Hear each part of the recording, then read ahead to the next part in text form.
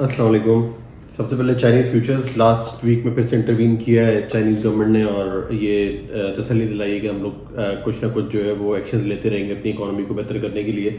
जिसमें से एक एक्शन लास्ट वीक में ये आया कि जो एक अपफ्रंट पेमेंट जमा करानी होती है अपने क्रेडिट लेने के लिए बैंक से, उसको उन्होंने थोड़ा सा डाउन पेमेंट को और रिड्यूस कर दिया है, जिसकी वजह से उनकी जो स्टॉक एक्सचेंज है, स्टॉक मार्केट्स हैं, उसके ऊपर काफ़ी मुस्बत असर आया।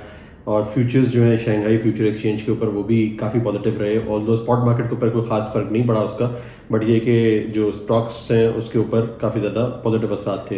अगर फ्यूचर्स की बात की जाए तो डी बार 1.66% अप था, HRC तकरीबन 1.7% अप था, जबकि कोकिंग कोल 0.2% अप था, और आयरन ओर बेसिकली 4.9% यानी कि 5% के लगभग ऊपर गया। अगर स्पॉट प्राइसेस की बात करें वो भी स्टेबल थी, तकरीबन 575, 80, 85 इस तरीके से प्राइसेस जो है वो HRC की कोट हो रहे थे। FOB प्राइसेस भी स्टेबल थी, और जो फर्स्ट ईयर मिल्स हैं उन्होंने अपने रेट्स को वापस जो है रीएडजस्ट बैक किया है। डाउनवर्ड एडजस्टमेंट हुई है तकरीबन $10-12 की उनकी एंड से, क्योंकि उन्होंने पहले प्राइसेस कम नहीं किए थे, डिमांड कम थी और एक बैलेंस जो है वो क्रिएट नहीं हो रहा था, बट उन्होंने वो थोड़ा सा एक स्टेप लिया है प्राइसेस कम करके, ताकि ऑर्डर बुक्स उनकी जो है वो फुलफिल हो सकें। बट ट्रेडर्स ने अपनी जो प्राइसेस है वो काफ़ी ज़्यादा स्टेबल रखी हुई हैं, उसके ऊपर किसी किस्म का कोई ख़ास असर नहीं आया अभी। अगर बात करें आगे के लिए कि क्या मामला चाइना के अंदर बनते नज़र आ रहे हैं, तो अभी आगे छुट्टी आ रही है, नेक्स्ट वीक के अंदर उनकी ल्यूनर हॉलीडेज आ जाएंगी, जिसकी वजह से एक्टिविटी ऑलरेडी स्लो हो चुकी है, और एक्सपेक्ट कर रहे हैं लोग कि अब छुट्टी के दौरान जो है वो मामला बिल्कुल स्टैगनेंट रहेंगे, कोई ख़ास एक्टिविटी देखने में नहीं आएगी। कुछ कंजेशन स्पोर्ट्स के ऊपर सुनने में आ रही है, जिसकी वजह से ऐसा लगता है कि फ्रेट्स के ऊपर भी शायद जो रेगुलरली हम देखा करते हैं हर साल के फ्रेट्स थोड़ा बढ़ जाया करते हैं, वो एक एक्सपेक्टेशन सामने देखने में आ रही है कि शायद फ्रेट्स जो है वो बढ़ जाएँ। मिल्स के जो मार्जिन हैं वो काफ़ी ज़्यादा लो हैं, नेगेटिव जोन के अंदर भी जा रहे थे। जो ब्लास्ट फर्नेस हैं मिल्स, वो कोकिंग कोल और आयरन के प्राइस ज़्यादा होने की वजह से ऑलरेडी नुकसान कर रहे हैं, जबकि स्क्रैप वाले जो हैं EAF फर्नेसेस जो हैं वो नुकसान थोड़ा कम कर रहे हैं, क्योंकि वो स्क्रैप पे डिपेंडेंट है और वो ज़्यादा फिजिबल है अभी इस टाइम। तो आयरन ओर का अगर देखा जाए तो वो बहुत ज़्यादा फ्लैक्चुएट कर रहा है, प्राइसेस नीचे आ गई, अचानक से 130 पे आ गई, फिर 140 पे चली गई। अब as of now last week के अंदर जो हमने प्राइसेस देखी वो तकरीबन $136 के आसपास हैं, जो कि फिर से एक दफ़ा इंप्रूव हुआ है। आयरन ओर का प्राइस $6 के आसपास इजाफा हुआ है उसके अंदर।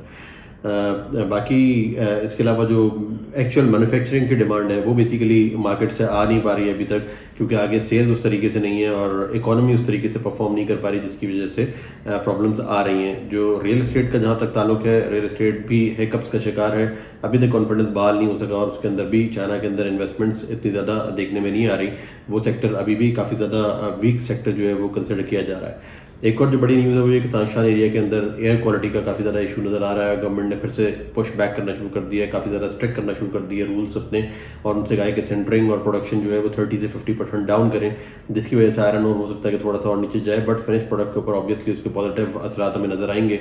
जिसका मतलब ये हुआ कि अभी फरवरी के अंदर शायद प्रोडक्शन भी कट डाउन कर दी जाए तांशान एरिया के अंदर, जो कि एक बड़ा मेजर एरिया है स्टील प्रोडक्शन के हवाले से।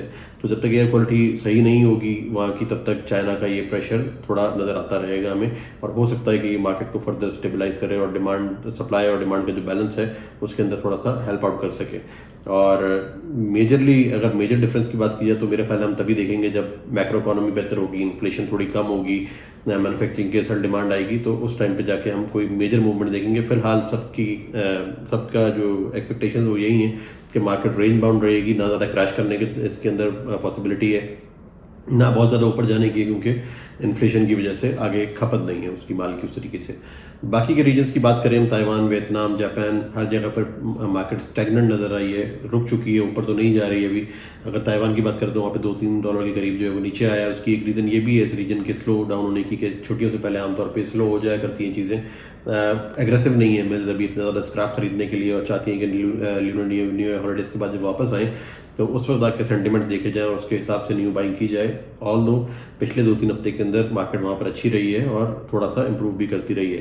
ताइवान ने अपने जो लास्ट वीक के अंदर प्राइसेस थे बिलेट्स के और रीबार्स के, वो ज़रूर बढ़ाए हैं $910 के आसपास, बट स्क्रैप की प्राइसेस नहीं बढ़ी, वो उल्टा थोड़ा सा कमी आई है उसके अंदर प्राइसेस में।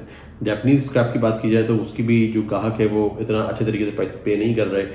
वियतनाम ने भी कोई प्राइस ऐसा खास पे नहीं किया, और डोमेस्टिक मार्केट भी जापान के अंदर थोड़ा सा नीचे आई है। और प्राइसेस प्रेशर का शिकार हैं। कोशिश कर रहे हैं मिल्स के थोड़ा प्राइस कम करके माल ख़रीदा जाए, बट पीछे से अवेलेबिलिटी ज़्यादा नहीं है कि उसको वो एग्जीक्यूट कर सकें सही तरीके से। और वियतनाम की अगर बात करें तो वियतनाम के अंदर भी जो डील्स होती रही हैं वो एक स्टेबल प्राइस लेवल्स के ऊपर होती रही हैं। स्क्रैप की प्राइसेस भी स्टेबल है वहाँ पर। कुछ थोड़ा सा मिल्स ट्राई कर रही हैं प्राइसेस नीचे करने की, बट इन जनरल मार्केट काफ़ी स्टेबल बट स्लो नज़र आ रही है। अब छुट्टियों के बाद मार्केट जब खुलेगी तो फिर शायद बेहतरीन उसमें नज़र आए। टर्की की भी प्राइसेस इंटरेस्टिंग है। टर्की की अगर बात करें वहाँ पे जो लास्ट वीक के अंदर ऑर्डर्स बुक हुआ, दोबारा से एक दफ़ा एक्टिविटी बढ़ी है टर्की के अंदर। पहले initially in the initial days of the week 412-13 के ऊपर भी यूके का कार्गो बुक हुआ HMS का, जिससे देखने में लगता था कि $8-9 मार्केट नीचे आ गई है। बट बाय द वीकेंड फिर से मार्केट रिबाउंड की और टर्किश मिल्स ज़्यादा प्राइसेस पे किए, और जो प्राइसेस सुनने में आए हैं वो यूएस के प्राइसेस 420 के लगभग सुनने में आए हैं। यूरोप के भी 420 के आसपास अभी इस वक्त प्राइसेस सुनने में आ रहे हैं, जिसका मतलब है कि यूएस का कार्गो जो बुक होगा वो उससे ऊपर होगा। अगर श्रेडेड की और बोनस की बात की जाए तो वो भी तकरीबन 440 के लगभग था लास्ट वीक के अंदर, 40-42। इस वक्त 38-40 के दरमियान बातें सुनने में आ रही हैं, जिसका मतलब ये हुआ कि शायद मार्केट ऑलमोस्ट $2 के आसपास थोड़ा सा नीचे आई है। बट ओवरऑल जो जिस किस्म का मार्केट की एक्टिविटी हो रही है उससे महसूस ये हो रहा है कि शायद टर्किश मिल्स जो हैं वो प्रॉपरली एक्टिव हैं और अपना जो रीस्टॉकिंग है वो करती रहेंगी।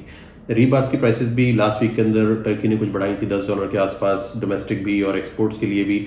ऑल दो डिमांड बहुत ज़्यादा नहीं है और बहुत ज़्यादा स्ट्रगल करना पड़ा है उनको अपनी प्राइसेस को पास ऑन करने के लिए, जितना महंगा स्क्रैप वो खरीद रहे हैं। बट एज ऑफ नाउ जो प्राइसेस प्रिवेल कर रही हैं वो 615 से 620 FOB बेसिस के ऊपर प्राइसेस अवेलेबल हैं टर्की से रीबार की। जबकि अगर डोमेस्टिक मार्केट की बात की जाए तो 635 से 640 के दरमियान एक्सपोर्ट प्राइसेस सुनने में आ रही हैं। इसके अलावा टर्की का जो है स्क्रैप की कॉस्ट जितनी बढ़ चुकी है अभी, वो मुश्किल लगता है कि आगे पास ऑन हो और शायद पैसे इससे ऊपर नहीं जाएंगी, यहीं पर स्टेबल हो जाएंगी।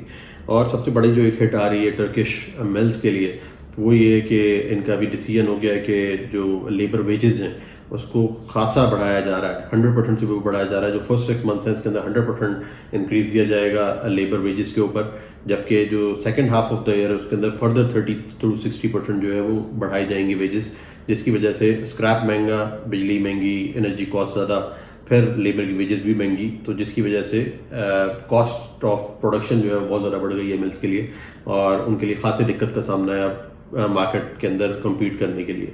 तो देखते हैं कि वो किस तरीके से इसको लेके मूव करते हैं। और इसके अलावा मैं मिडिल ईस्ट के बारे में बात करना चाहूँगा। मिडिल ईस्ट का सेक्टर ऐसा ऐसा बहुत ज़्यादा अहमियत का हामिल होता जा रहा है, सबकी नज़रें मिडिल ईस्ट सेक्टर के ऊपर हैं। और as per the data, world steel data, middle east was one of the most better performing sector through out the world. और जो यहाँ पर सिर्फ जो इशू अभी नज़र आ रहा है रिसेंटली, जो वॉर कॉन्फ्लिक्ट एक इस रीजन के अंदर खड़ा हो गया, उससे लोगों को डर है कि क्या होगा, बट होपफुली चीज़ें शायद कंट्रोल के अंदर रहती हैं अगर, तो ये सेक्टर जो है परफॉर्म करता रहेगा। लास्ट ईयर की अगर बात की जाए, कंपैरिजन किया जाए तो दुबई और सऊदीया ने काफ़ी अच्छा परफॉर्म किया है, उनकी प्रोडक्शन भी अच्छी है, स्क्रैप की डिमांड भी अच्छी है और जो फैक्टर्स हैं अनसर्टेनिटी के वो कम हैं वहाँ पर इस रीजन के अंदर।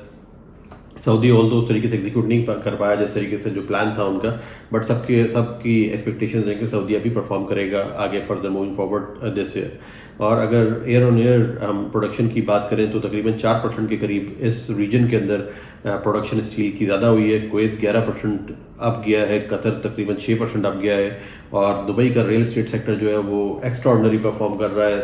सब लोग बेफिक्र होकर और बिला झिझक रियल एस्टेट के अंदर इन्वेस्टमेंट कर रहे हैं, जिसकी वजह से काफ़ी ज़्यादा बूम है वहाँ पर रियल एस्टेट सेक्टर के अंदर। और यही वजह है कि लॉन्ग स्टील की prices is one of the highest in Dubai right now as compare to other regions. तो रियल एस्टेट से जो रियल डिमांड है रियल कस्टमर की वो बेसिकली आ रही है दुबई से, और ये चीज़ इस साल भी ऐसा लगता है कि चलती रहेगी। और होपफुली वहाँ पर स्टील प्रोडक्शंस जो है फर्दर बढ़ेंगी दुबई के अंदर भी, सऊदीया के अंदर भी, और ये सेक्टर बड़ा एक इंटरेस्टिंग सेक्टर रहेगा ओवरऑल सारी दुनिया के लिए। बाकी जो जितने भी एक्सपेक्ट्रियर्स हैं वो भी अभी इस वक्त काफ़ी ज़्यादा इन्वेस्टमेंट कर रहे हैं इस रीजन में।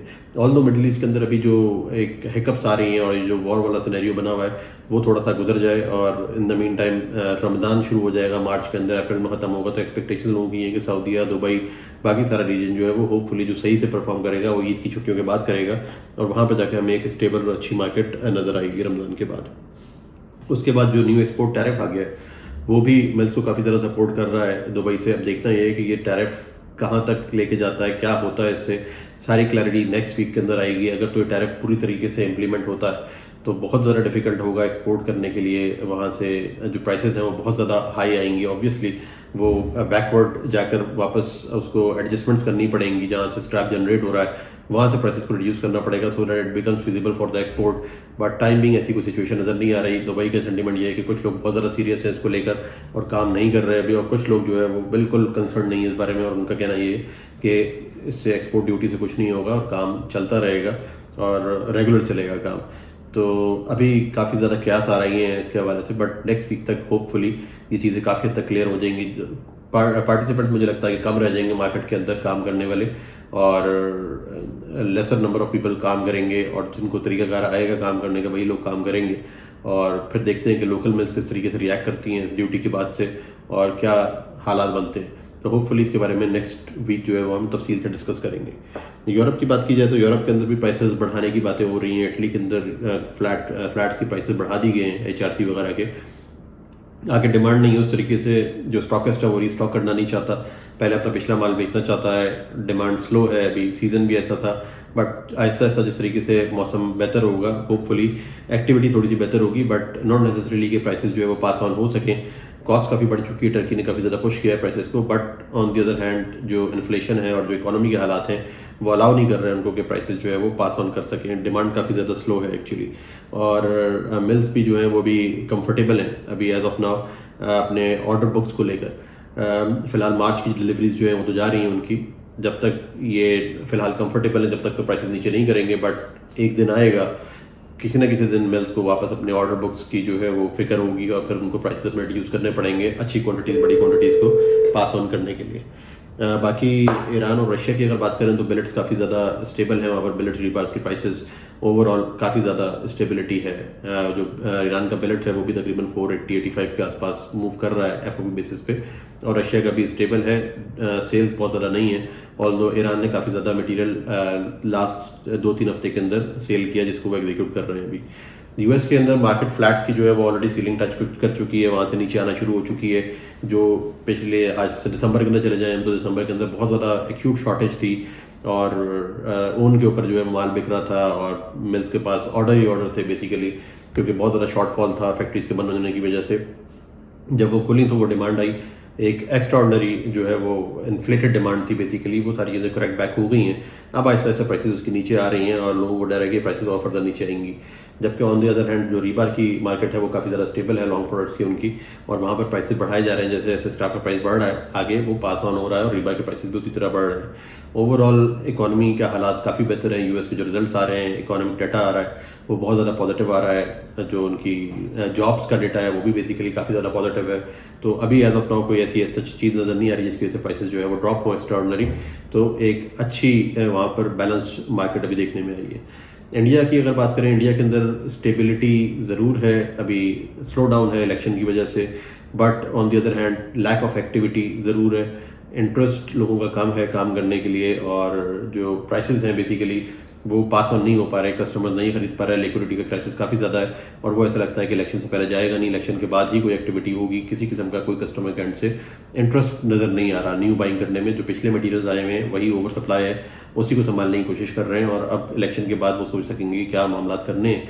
अगर JSW की बात की जाए तो उसके प्रॉफिट्स बेसिकली काफ़ी ज़्यादा डाउन आ चुके हैं, और तकरीबन 17% इन Q3 जो है आप समझें कि डाउन है उनके प्रॉफिट्स।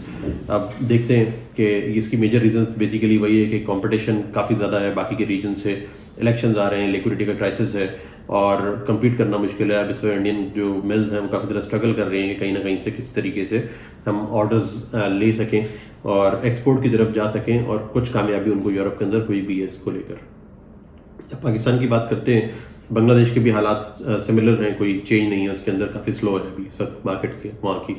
और पाकिस्तान की अगर बात करें तो शेड की ऑफर्स तकरीबन 438 से लेकर 448 के लगभग ऑफर हो रही थी, और जो काम हुए वो 440 पे भी हुए, 442 पे भी शेड का काम हुआ। ऑफर्स कम है, डिमांड ज़्यादा है, और ज़्यादातर लोग ऑफर नहीं कर पा रहे क्योंकि फ्रेट्स फिजिबल नहीं है। जो पीछे से रेट मिल रहा है और टर्की से जब कंपैरिजन करते हैं तो जितने भी बड़े रिसाइकलर्स हैं अराउंड द वर्ल्ड वो इस पोजीशन में नहीं है कि ऑफर कर सकें कंटेनर्स के अंदर और उसको एग्जीक्यूट कर सकें। जब तक टर्की तेज़ रहेगा जब तक शायद वो मार्केट में नहीं आ सकेंगे। चंद सेलर्स हैं जो कि मार्केट में मौजूद हैं, जिनके पास या तो पुराना माल मौजूद है या फिर उनके पास अच्छे फ्रेट्स मौजूद हैं, जिसकी वजह से वो ऑफर कर पा रहे हैं और एट द एंड कस्टमर्स को उन्हीं से माल खरीदना पड़ रहा है। मिडल ईस्ट के अंदर भी प्राइसेस बढ़ गए हैं अभी, जब से गैप्स आना शुरू हुए हैं कस्टमर की इन्वेंट्रीज में, जो हम पहले भी बात करते रहे हैं कि माल जो रास्ते के हैं वो पहुंच नहीं सकेंगे टाइम से due to the Red Sea situation अभी भी ख़राब है। जो बेसिकली ट्रांजिट 25 दिन का था वो 40 दिन पे ऑलरेडी जा चुका है, उसके अंदर कोई शक व शुबा नहीं है। प्रैक्टिकली अब लोगों को ये चीज़ें नज़र आ रही हैं, जो पुरानी प्लानिंग थी वो सारी आउट हो चुकी है। अब लोगों को माल ख़रीदना पड़ रहा है, दुबई से भी कुछ माल ख़रीदने पड़ रहे हैं, दुबई के ऊपर इसकी वजह से प्रेशर है। तकरीबन $5 से $7 HMS के अंदर भी प्राइसेस लास्ट वीक के अंदर बढ़े हैं, और अब जो प्राइसेस आ रहे हैं वो 415 के लगभग HMS के सुनने में आ रहे हैं। पाकिस्तान में रीबार्गेट प्राइसेस बढ़ाने पे ध्यान है लोगों का, क्योंकि कॉस्ट ऑफ प्रोडक्शन बढ़ चुकी है, स्क्रैप की प्राइसेस बढ़ रही हैं, शॉर्टेजेस और गैप्स आ रहे हैं मार्केट के अंदर, तो बेसिकली उसके साथ साथ रीबार्गेट प्राइसेस पे भी अच्छा असर आ रहा है, उसको बढ़ा रहे हैं। ऑल्दो जो डिमांड है वो बेहतर नहीं हो रही है अभी तक, और देखते हैं अभी आगे किस तरीके से होती है। कहीं कहीं पे गैप्स आएंगे जिसकी वजह से कस्टमर्स को भी आगे कंज्यूमर्स को पे करनी पड़ेगी वो प्राइस, और होपफुली स्टेबिलिटी हमें नज़र आएगी। ऑन दी अदर हैंड अगर HRC की बात करें पाकिस्तान के अंदर, वो भी बड़ा स्टैग्नेंट और स्लो और कूल डाउन चल रहा है सेक्टर पूरा, उस पर किसी किस्म का असर नहीं आ रहा, प्राइसेस बढ़ नहीं पा रहा है क्योंकि ओवर सप्लाई है और कंजम्पशन उतनी है नहीं। तो ये सारे चैलेंजेस हैं पाकिस्तान के अंदर इस वक्त जो हमें फेस करने पड़ रहे हैं। बाकी पाकिस्तानी कस्टमर्स की क्या सिचुएशन बनेगी और वो किस तरीके से मूव करेंगे, उसका काफ़ी हद तक इन्हिसार दुबई के एक्सपोर्ट ड्यूटी के ऊपर भी है कि दुबई से किस तरीके से मामला चलेंगे, दुबई से एक्सपोर्ट रहेगा या नहीं रहेगा, अगले हफ्ते लोग कर सकेंगे तो किस प्राइस पे कर सकेंगे, ये सारे मामला अभी देखने होंगे। उसके बाद फिर फर्दर क्लैरिटी देखने में आएगी। अभी तक के लिए ये अपडेट्स थी। Thank you very much.